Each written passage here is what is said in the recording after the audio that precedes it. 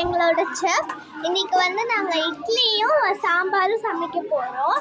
இதான் வந்து அடுப்பு, இது வந்து எலக்ட்ரானிக் அடுப்பு. இதான் மாவு. இட்லி ஊற்ற தெரியாதவங்க பார்த்துக்கோங்க இந்த வீடியோவை. எனக்கு குக்கிங்கில் ஆர்வம் இருக்கா, அதனால தான் எங்கள் அத்தை கிட்ட கேட்டு அவங்க சமைக்கிறத பார்க்க வந்திருக்கேன், படிக்காமல் கூட. இங்கே பாருங்கள், இட்லி எப்படி எங்கள் அத்தை மாவு மாதிரி ஊற்றுறாங்க. பூ மாதிரி ஊற்றிட்டு அப்படியே வச்சுட்டு க்ளோஸ் பண்ணிட்டோம்.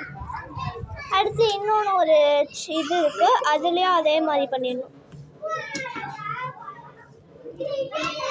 இந்த அடுப்பு பற்ற வைக்கிறது வந்து ஒரு ஈஸி மெத்தட் தான். கொஞ்சம் விறகு இருக்குல்ல, அதை போட்டு ஏதோ ஒரு லிக்விட் இருந்துச்சு, அந்த லிக்விட் மண்ணெண்ணெய் இருந்துச்சு.